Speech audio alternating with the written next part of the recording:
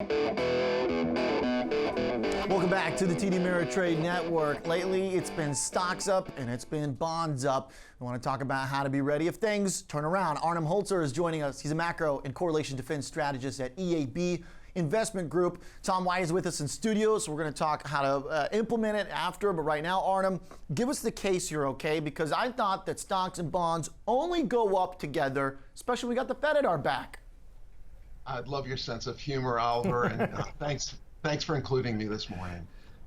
Obviously, we've been in a little bit of an unusual market where equity investors and fixed income investors looking for two different things are actually working in a strange way to try to force the Fed's hand. And that's clearly what we've seen with bond investors very concerned about a more pernicious, a more pronounced global recession because of trade issues and Chinese difficulties are really forcing the Fed's hand, and equity investors are loving it. The problem, of course, with this view is that there are a lot of issues, there are nuances in terms of how much the Fed wants to do, the heavy lifting the Fed may want to do for the global recession when the U.S. numbers have not completely shown that case. So, Arnim, here's where I'll play the devil's advocate here, all right? I'll play the other side. The bond market forcing the Fed's hand, but we've also heard now from the Fed they're open to doing cuts. We've heard even since the end of last year, before they started talking cuts, that they want to try and still reach that inflation goal. So as long as we're not hitting it regularly, why wouldn't we get more of the same, which is the Fed trying to hit that inflation goal and stocks liking it? The issue there really is the comments that they've made in the past about symmetrical risks, about how much do you want to get to that target versus how much do you want to take a chance with employment still looking fairly solid. And there is still a question about whether the U.S. recession or U.S. slowdown is going to reach levels that make inflation or disinflation more difficult. And so our sense is, yes, the Fed is sensitive to it, but knowing that they have to keep a certain amount of dry powder, knowing that the employment numbers are still relatively solid, albeit last quarter's slight downgrade in the NFP numbers, our sense is what the Fed means in terms of being sensitive to continuing the rally may be different than what global investors are thinking is necessary to deal with the global recession. And it's in between those two messages that I think there's much more wiggle room than investors are currently anticipating. Okay, Arnim, valuations have popped back pretty quickly off of the December low, of course. We're back to 19 and a half roughly, elevated above the historical median, but not as high as in previous parts of this rally where we didn't get these big sell-offs. I mean, how much downside risk do you see in the S&P 500 if the Fed can't meet all of the market's expectations? And by all, I mean, they could even do a cut in July, but there's got to be a lot of language behind it as well to justify, to your point, what bond markets want. Right. First of all, we hate being subject to what we call the tyranny of the call. It's hard to tactically measure exactly what the drop is going to be.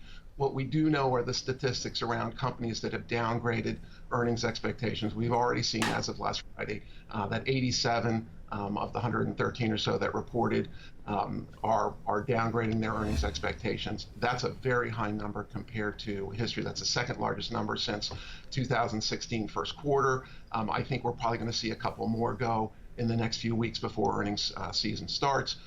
My sense is that without knowing what the real Fed stimulus is going to be and without knowing what the real impact on trade is going to be, this morning's note that the U.S. is looking to potentially increase tariffs on the EU, is certainly not an encouraging note. I think you have to look at 2019 as a much more difficult year, both on the margins and mostly on and as well on the top line.